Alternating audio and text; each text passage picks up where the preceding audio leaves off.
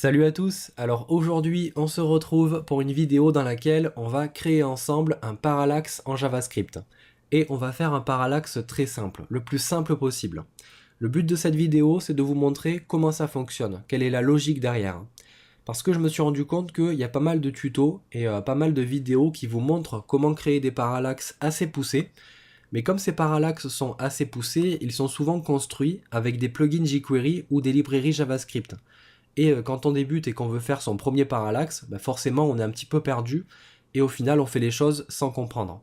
Donc il faut d'abord comprendre comment fonctionne un parallaxe très basique en JavaScript pour ensuite pouvoir faire des parallaxes plus poussés avec des librairies.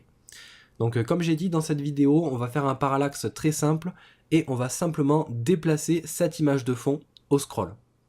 Donc avant de se demander comment est-ce qu'on peut faire ça en JavaScript, il faut d'abord se demander comment est-ce qu'on fait pour déplacer une image de fond en CSS. Alors c'est très simple, on fait ça avec la propriété background position. Et pour être plus précis, avec background position Y, pour la faire se déplacer sur l'axe vertical. Alors si on met une valeur positive, comme par exemple 100 pixels, on la fait se déplacer vers le bas. Donc ça peut être un petit peu gênant parce que du coup on se retrouve avec un espace vide.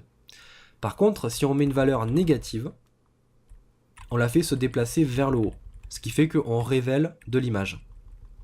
Donc c'est ce qu'on va faire. Au scroll, on va tout simplement faire se déplacer l'image vers le haut avec une valeur négative sur la propriété background position Y. Donc pour commencer, on a besoin d'écouter le scroll. Et ce qu'on va faire ensuite, c'est qu'on va récupérer la quantité de scroll parcouru. Alors la quantité de scroll parcouru, on peut la récupérer sur Windows avec la propriété scrollY.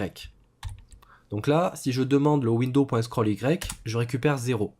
Mais si je scroll un petit peu et que je redemande le window.scrollY, je récupère 200. Donc ça veut dire que j'ai scrollé 200 pixels.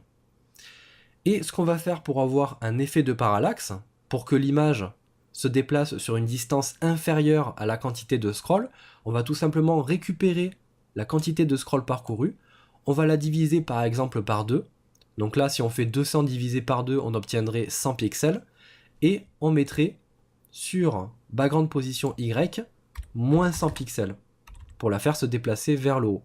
Donc dans le cas où on scrolle 200 pixels, notre image se déplacerait de 100 pixels vers le haut.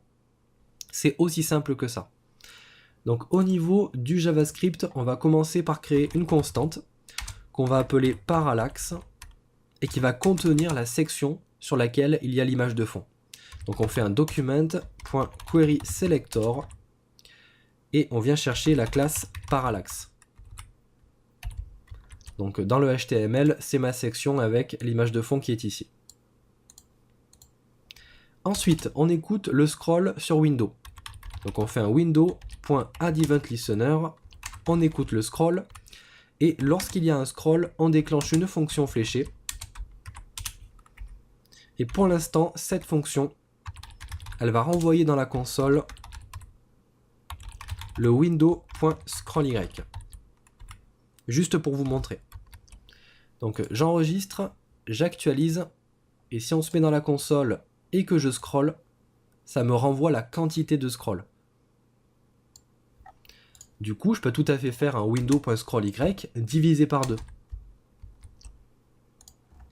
Donc dans le cas où je scroll 200 pixels, ça me renvoie 100 pixels. Parce que si je demande le window.scrollY, on obtient 200. Mais comme on l'a divisé par 2, on obtient 100. Du coup, ce qu'on va faire, c'est qu'on va cibler la section, donc parallaxe. On vient chercher au niveau de style la propriété background position Y. Alors on fait attention au camel case et on met une majuscule sur le P et sur la lettre Y. Et on dit que son background position Y, eh bien c'est window.scrollY divisé par 2. Et comme on veut des pixels, on concatène PX sous forme de chaîne de caractères. Donc on enregistre, on va voir ce que ça donne. Et au scroll, on fait se déplacer l'image. Par contre, on la fait se déplacer vers le bas parce qu'on a une valeur qui est positive. Donc pour avoir une valeur négative, il suffit de mettre devant le window.scrollY un moins. et du coup on fait se déplacer l'image vers le haut, parce qu'on a ici une valeur négative. Du coup, si on veut par exemple déplacer l'image de 25 pixels vers le haut quand on scrolle 100 pixels, il ne faut pas diviser par 2, mais du coup diviser par 4. Comme ça, on aura un effet de parallaxe un petit peu plus subtil. Donc voilà pour un effet de parallaxe vraiment très basique en JavaScript. J'espère que cette petite vidéo vous a plu, j'espère que vous avez compris. N'hésitez pas à me dire en commentaire s'il y a quelque chose qui vous a échappé. Vous voyez à quel point le script est vraiment très rapide à écrire, ça nous a pris 5 lignes.